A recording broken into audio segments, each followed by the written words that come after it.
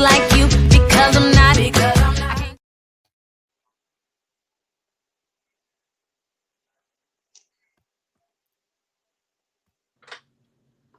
Hello, everybody.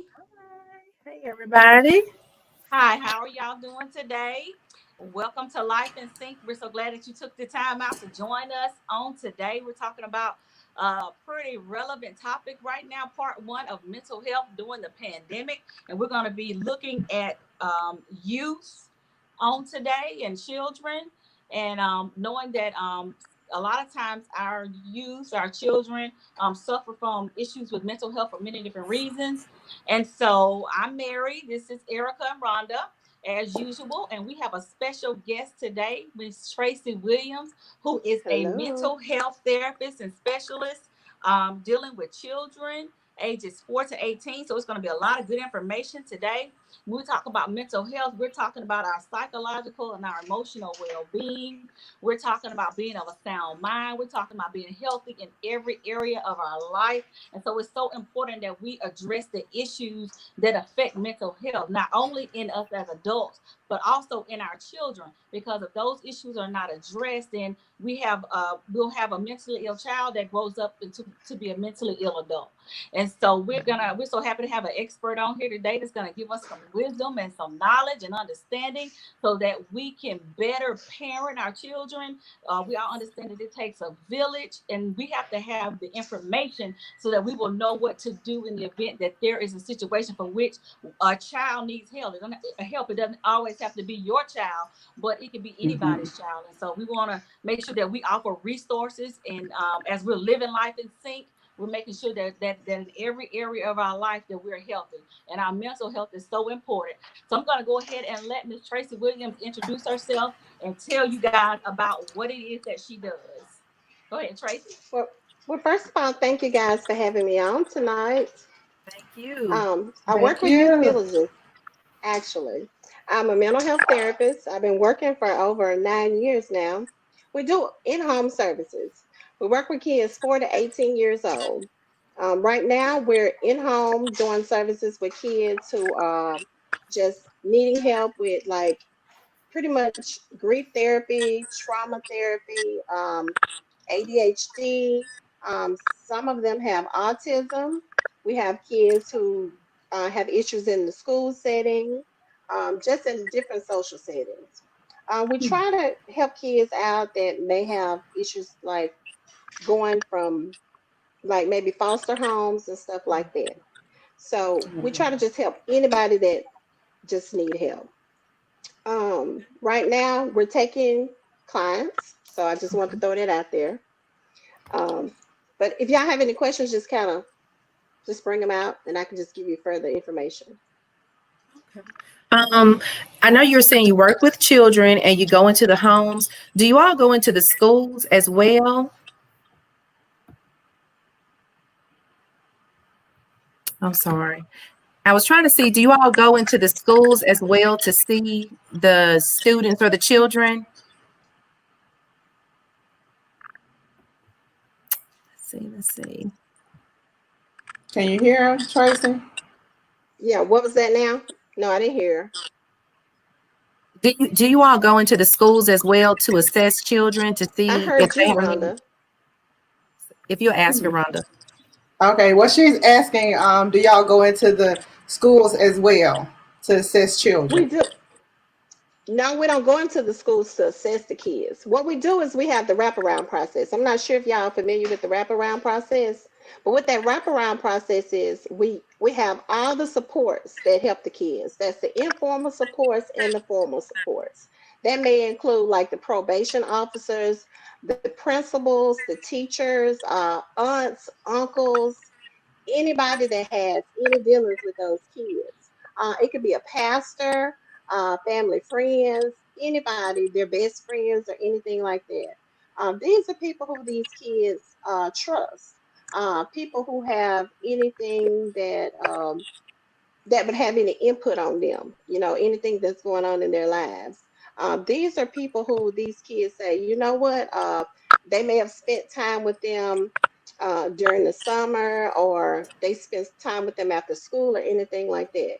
We try to use anybody that wants to have a say to say, okay, I want to help you today. I want to help you get through this process. And those are the people that we try to use during this wraparound process. We go into the schools with kids who have IEPs. So a lot of parents, they say, well, my kid has an IEP. Um, we don't, we feel like the school is not helping my child, with this process. So we go into the school, we advocate for these kids. A lot of parents don't know how to go into the schools and say, I don't think my kid is getting what they need. Well, Mhm. us as the mental health therapists, um, we have a primary care coordinator as well. And I forgot to tell y'all that. Not only do we have a mental health therapist with our program, we have a primary care coordinator. And that person is like we partner up. So when we go into the schools, we assist those parents with being the person to speak up for that child. So I'm telling you, with these services, we really do a lot for these kids. Okay. I think people they're very eager to get these services because they know that when we come into the school, they say we have some help now. Parents Mhm. usually say, they let these kids just go on and go on to the next grade, and these kids haven't learned anything. So we have that process So, as well. so IEP is it a learning disability or It's what's an the IEP? individual, it's an individualized evaluation plan for a child. And Okay. a lot of people have kids say that, well, I don't want this plan because that means I'm in special ed. No, it doesn't. Not all the time. Okay. So yeah, so that's something to think about as well. Let Okay. me ask you a question. What would you say are some of the barriers to parents getting a child mental services? Because I know embarrassment may be one, because a lot of Mhm. times when you're dealing with trauma and when you're dealing with grief, and those things that may burden a child, and even certain behaviors, a lot of times it's because of the lifestyle, the choices that the parent has made. And so I could see that really being an issue with parents seeking mental help because of embarrassment, because of their own issues.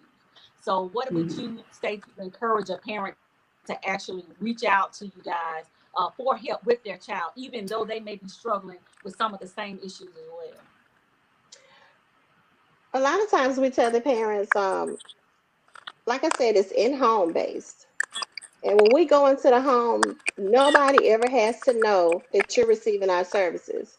From day one, we go into the homes, we do the psychological assessment in the home.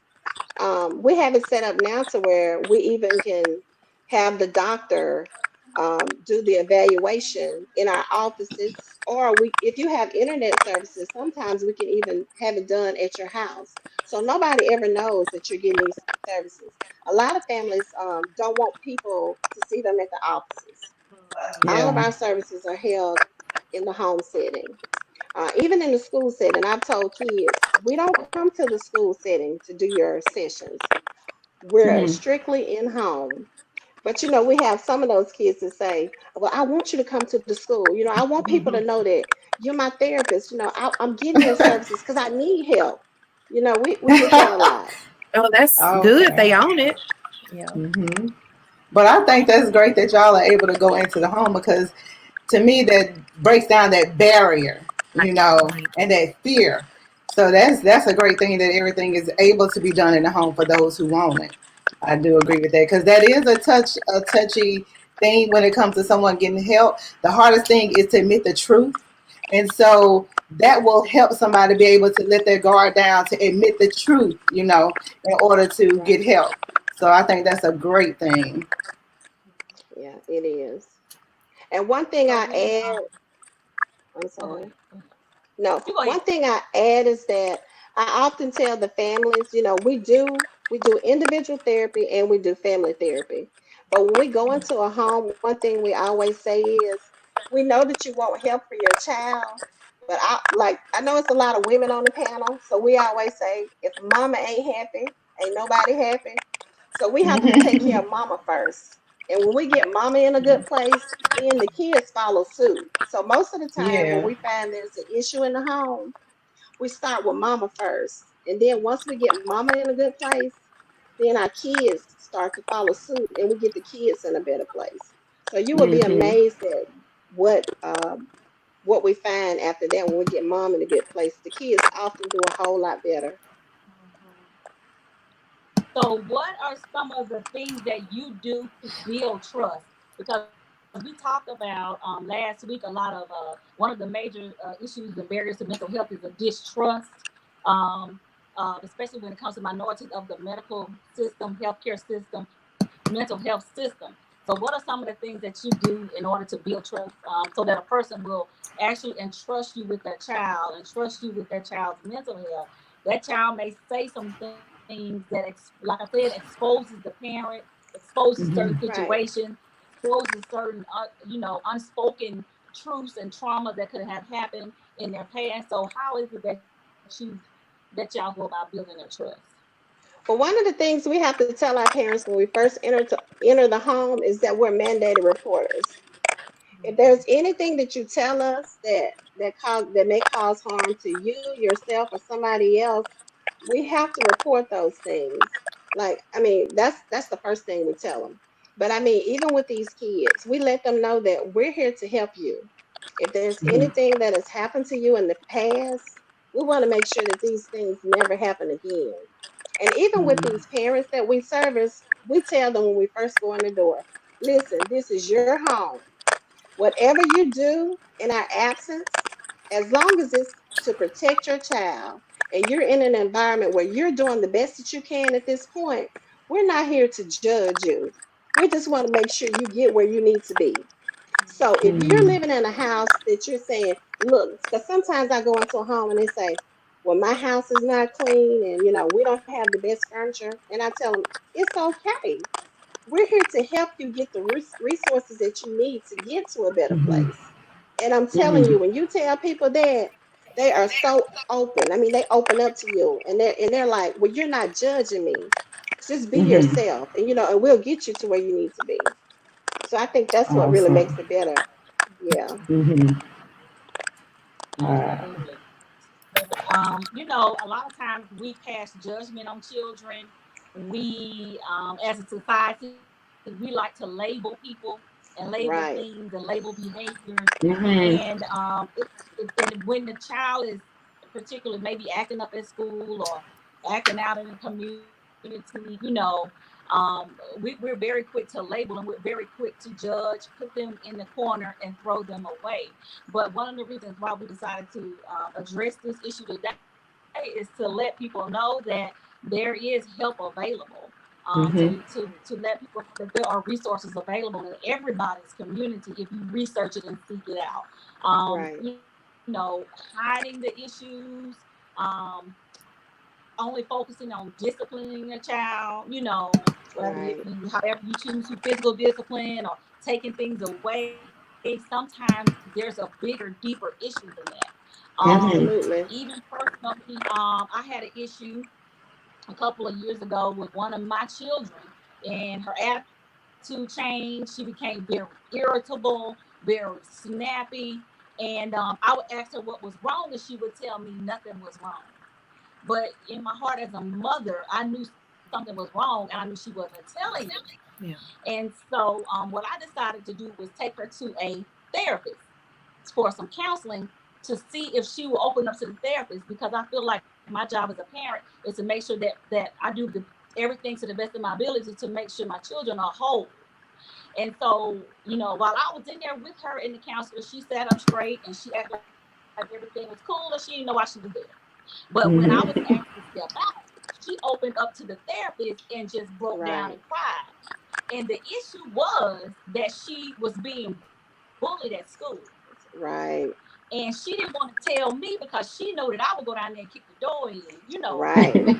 because I'm going to see about my baby. So she didn't want to be embarrassed on top of, already being bullied by her mother's, uh, let's see, what kind of behavior is it? Bad behavior,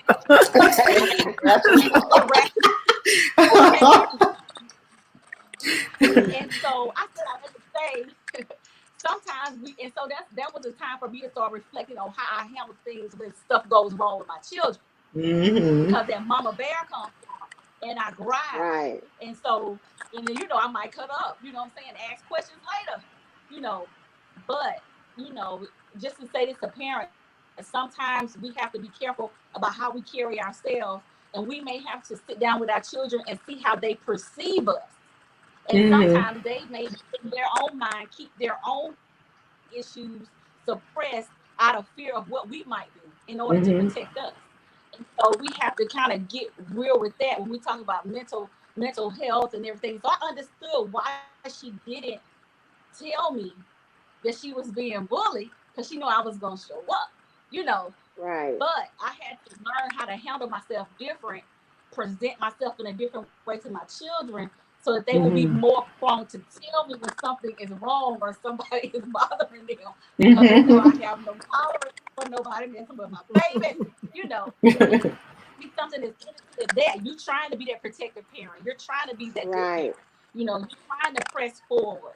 But we have to always be mindful, of how our children perceive us, and then even in their own little way, they're trying to protect us by not truly telling us about the trauma, about the grief, about the depression, about something that may have happened to them, that's really bothering them. And so if you like me, a parent on the ground, I'm like, get your shoes, eat the breakfast, do your Right. homework, take a bath, go to bed, get up, do it again. And so they're perceiving you as she's busy, she's crazy, I don't want to focus on her, you know what I'm saying? So they start carrying burdens and carrying weight,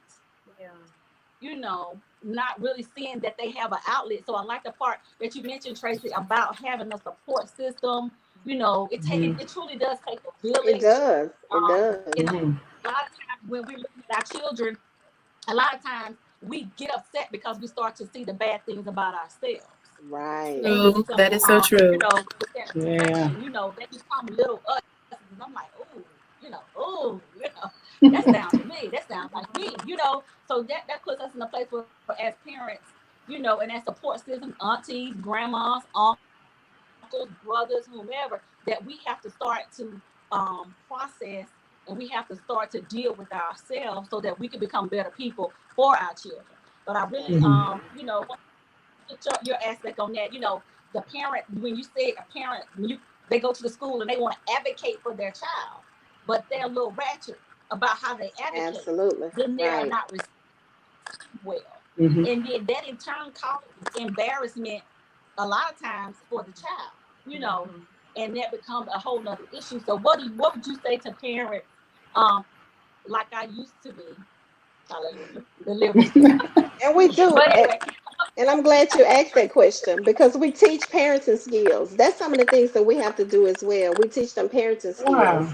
Wow. We have to coach them a lot on how they have to, um, present themselves in social settings too, because we're teaching them skills and we're teaching the kids skills. So yeah, we do a lot of that as well, just preparing them.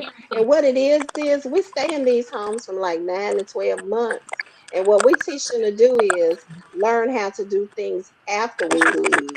Like we want to make sure that once we leave their home, they can do these things on their own.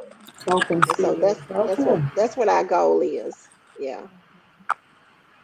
Hmm. And I guess my question would be, I was going to ask, how do you terminate the relationship when you see that the goals are met? I can't hear Erica. If you all are asked the say it question. again, Erica. I was wondering, Say it again. that was my question. How would you terminate the relationship after, is it when you see the goals are met? How do you come out of the home after the 12 months? She can't hear me, y'all. If y'all repeat it. How do you go about terminating the relationship, after you've been in a home for so long? And I guess with people depending on you, they get used to you know what I'm saying? How do you not become a crutch for a family, that's going Okay. through, that have issues and problems? Okay, it's a process. And what it is, okay, we stay in the home for 9 to 10 months. During the first month, we recommend that the family does like family therapy once a week and then individual once a week. And so let me start from the beginning. Let me start it over. We have a primary service coordinator, and then we have a mental health therapist that comes to the home. And like I said, we do wraparound services. So when we do these wraparound services, what we have is we have like a family team meeting that we have to do once a month. And when we do that family Mhm. team meeting, what we do is we recommend with to the family, we say, okay, during this first month of services, we need to do family therapy and individual therapy, and we do the primary service worker coming in the home once a week. So that means that we're going to be at your home 3 times a week during that first month. During that first month, we're going to be gathering all kind of information from you guys, making sure that we get everything we need so that while we're gathering all this information, we're going to be getting your family story. We're going to be finding out the kids' triggers. We're going to be finding out what the family triggers are.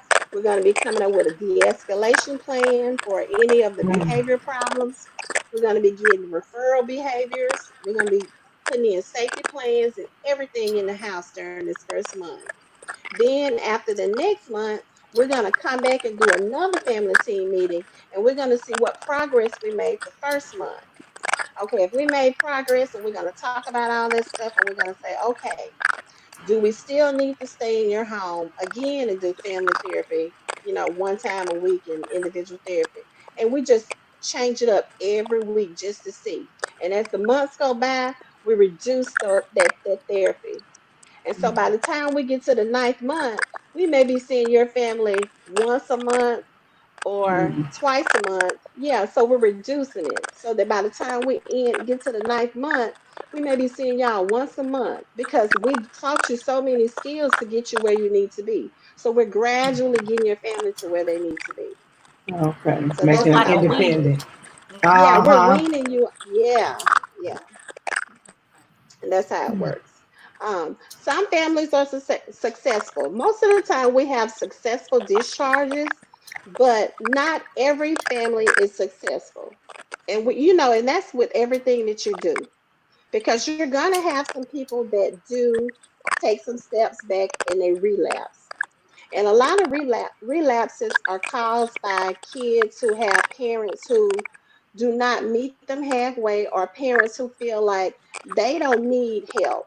It's all about the kid. Like, I don't need help. You're the one who needs help. But in all actuality, the whole family unit needs help. And a lot of people Mhm. are in denial. And that's Mm. the hardest part about it, because parents don't want to help their kids succeed. They feel like you're in this by yourself. Now, Tracy, I want to know, how do y'all handle, say for instance, if y'all come into the home and you do the assessments and things of that nature, and the parent wants to back out after after you have noticed that the child, needs help or the family needs help, but then they want to back out. How do y'all handle that, or do y'all go above the parents, or what do you do? That's the parent's decision. And it's Wow. sad, but sometimes that happens, because I'm going to tell you something. Once we say we are mandated reporters, and if we find out anything that can cause harm or something has happened, a lot of parents will say, we don't want services because we don't want them folks in our business. And that's exactly how they say it. Uh, Yeah. and the And child so a never lot of gets help. parents, never, never. Wow. Hmm. Wow. And we can't make it. My, Um, wow. Now, my next question is, when it comes with children, and I know you're just a therapist, and let's see, do you have some parents that don't want their children on medication or things yes, like that? Do y'all come hmm across that? we So do. how does that process go? And that's okay. The thing about that is, not all kids need medication. Hmm. And we try to see how kids can do without the medication, because we teach them coping skills, Uh huh. relaxation techniques and stuff, to see if they can maintain and do well without the medication. And then Okay. sometimes, you know what, we work with the kids long enough to say, you know what, mom, this is not working. Let's see if we can get Mm. something to kind of help them out along the way. And parents see that, Okay. okay, it's not working. So we do trial and error a lot. And that's why I say when you're doing in-home services, only you can tell, only you can say, I see my child every day. I know what my Yes. child needs. Yeah, and that's what we tell a lot of people. You can take your child to an agency every month and they prescribe your child some medicine and they say, well, this is what we think they need. But only Mhm. you're watching that child day in and day out, and you can tell Mhm. them, well, this is what I see. And as a parent, you have that right to say, I don't think this is working. And with us, what we do is we have our own psychiatrist or nurse practitioner that comes in and they allow you to sit there and say, well, you tell me what you're seeing and we're going to listen to you. And that's what we Mhm. do. And we want you to come back in 30 days, or even if you feel like in 2 weeks, this medicine is not working for you, we want you to come back. So we use our Okay. own, yeah, so we use our own people and we do everything in house. And I think that's what makes it so much easier for families when we're using Oh wow. everybody in house. Well, what about insurance and people who don't have it? Will they still be able to get services? People She with can't hear me. insurance that don't have insurance or have insurance, well, if they don't have insurance, will they be able to get the services? Medicaid,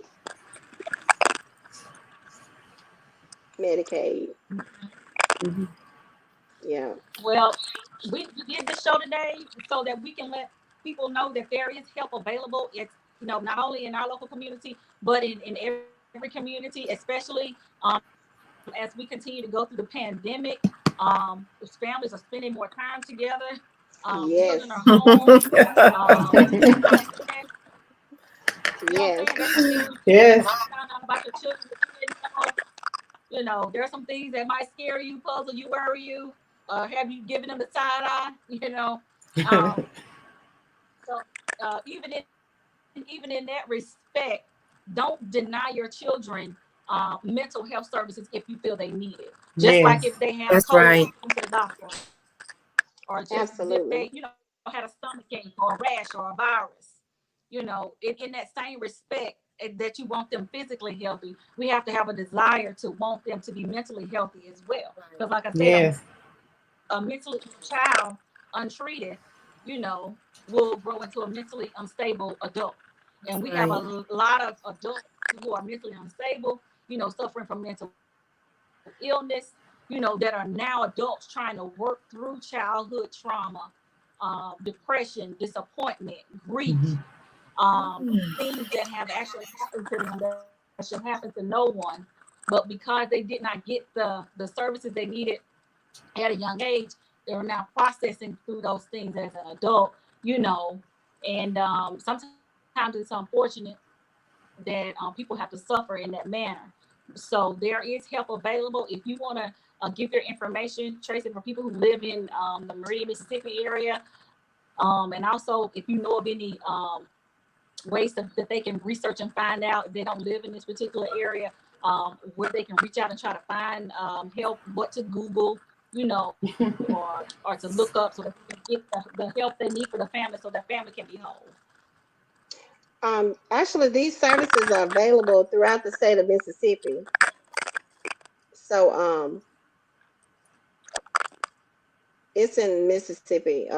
We have offices actually in Biloxi, Mississippi, Hattiesburg, Mississippi. Um, we have North Mississippi. So throughout the state of Mississippi, in-home services. So What? they're What's the Okay, and available. those name? It's as well. youth villages, in-home services. Youth villages in home It's services. yeah, it's youth So you villages. It's gotta get youth over your villages. issue.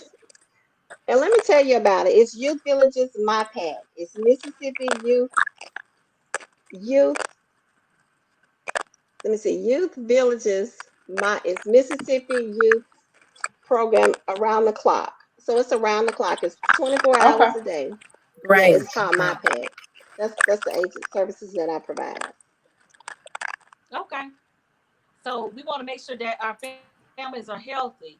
Don't let the issues that you have on the inside stop you from reaching out to get the mental help that your child needs. You're the mother, you're the father, you're the grandmother, you're the aunt, you're the cousin. You see what's happening, you see what's wrong, and you don't want to have that blood on your hand. So if you don't have that guilt in your heart, do what you can. You can't make somebody do something concerning their child, but if you see that there's an issue, recommend the service. Try to find resources. There's help available for our children. Instead of talking about children and labeling children and you know, Help. beating them up Yes. verbally, then let's try to, be that village and actually reach out and get them the mental health services that they need. So Tracy, So we want to true. thank you for joining us Thank today, and we you. appreciate the information that you've given us. Resources are available. Yeah. Help is on the way. So all you have to do is call, and they'll reach out to you in your home privately. Nobody has to know. This is a professional individual, um, one that has a good rapport and trust in the community. So she will be a great community resource for you to reach out to if, in fact, you do need that help. So we thank you all for joining us today. And anybody has any closing remarks? There's no shame in getting help. No. No shame. And you know what? And let me add this: there are a lot of community agencies in this area. Just feel free to reach out because I'm telling you, during this pandemic, a lot of people are stressed. And stress is normal, but I mean, kids are dealing with anxiety in the home. The stress level is high amongst like the mothers, daughters, sons and fathers. So it's definitely it's good to reach out to different community agencies. So don't just think Hmm. about ours, but even the local community agencies. Hmm. Let's get the mental health we need. Let's break that stigma so we Yes, can Yes. have a Yes. healthy future. Yes, absolutely. indeed. We want to be healthy. We want to be of a sound mind, So we got to Yes. do Hmm. those things that are necessary to make sure that we are, healthy in every area, mind, body, and spirit. So we thank you all for joining us today for Life and Sync, and be blessed and have a great night. Bye bye. Bye, Bye. everybody. Thank you, Tracy. Thank you. Y'all have a good one.